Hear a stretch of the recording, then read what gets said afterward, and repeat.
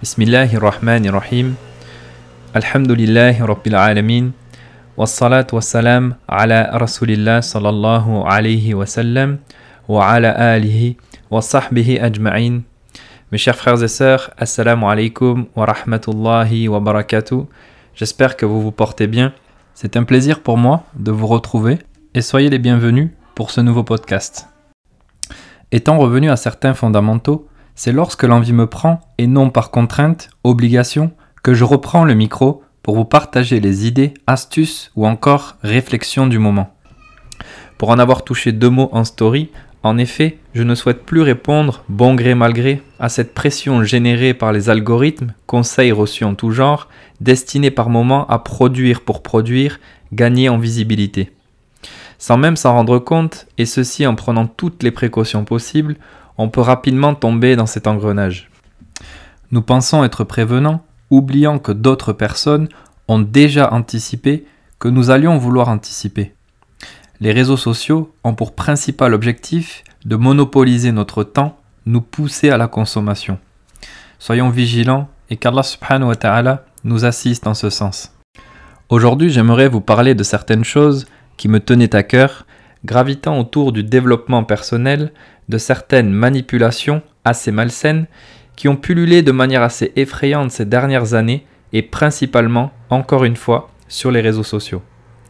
On ne le dira jamais assez, mais il est primordial pour le musulman, la musulmane, de revenir encore et encore sur l'importance de la croyance, notre aqida, et plus généralement sur les moyens pour nous de concrétiser notre tawhid au quotidien.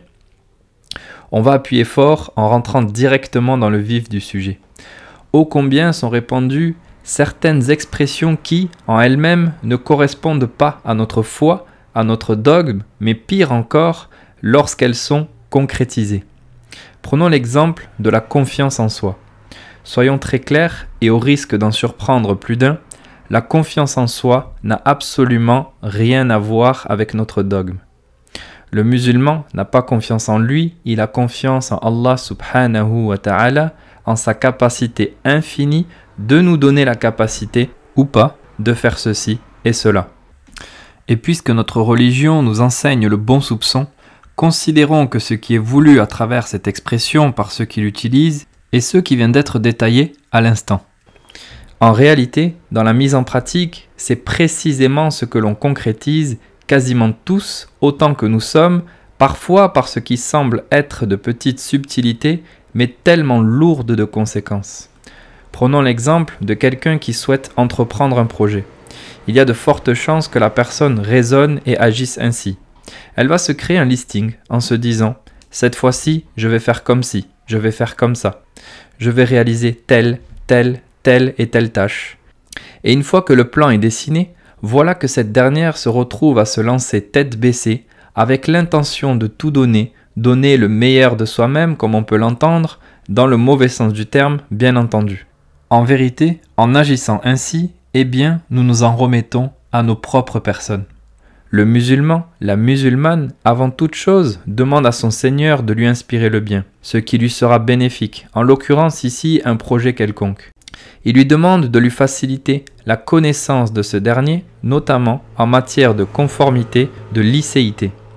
Ensuite, il lui demande de lui inspirer les causes, la facilitation de la concrétisation de ces dernières, de l'assister pendant leur exécution, l'acceptation et la bénédiction ensuite de ces actions. Là, oui, on peut parler de concrétisation de la foi du musulman. Voilà quelqu'un qui, entre autres, aura réalisé pleinement ce qui est entendu par at-tawakkul, le fait de s'en remettre pleinement, exclusivement à Allah subhanahu wa ta'ala. وَمَن يَتَوَكَّلْ عَلَى اللَّهِ فَهُوَ حَسْبُهُ. Et quiconque place sa confiance en Allah, Allah lui suffit.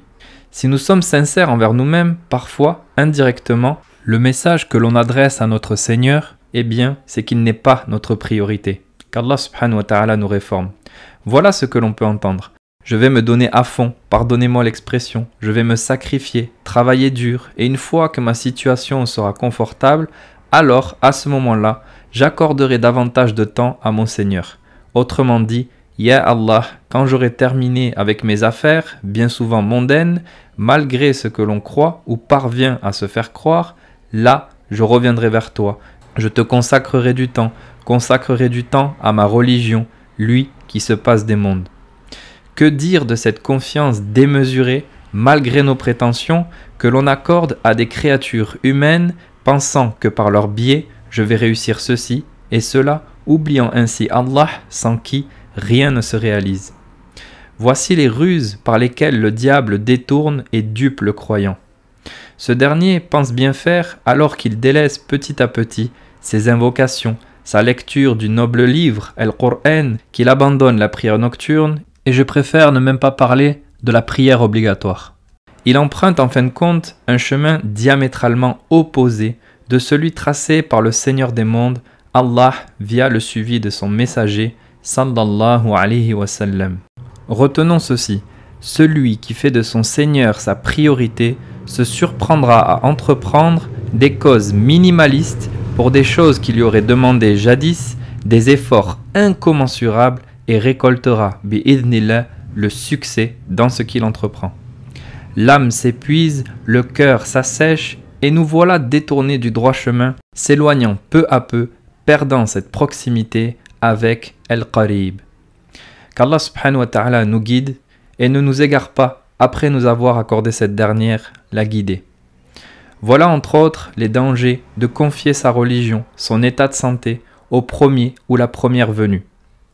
S'agissant de santé mentale, de bien-être plus généralement, les risques sont nombreux de se retrouver face à un individu qui vous invitera à vous en remettre à votre propre personne en vous parlant de fatalité, où l'on fait bien souvent rentrer les gens dans des cases à travers des tests en tout genre, alors même que notre foi repose entre autres sur l'espoir, notamment en matière de changement. Les théories ne manquent pas.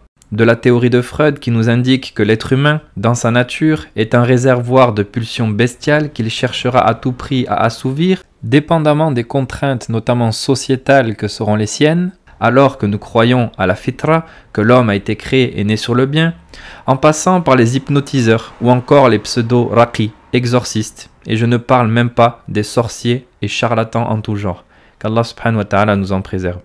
Je demande à Allah, Seigneur des mondes, de nous accorder la clairvoyance, la sagesse à travers la science utile.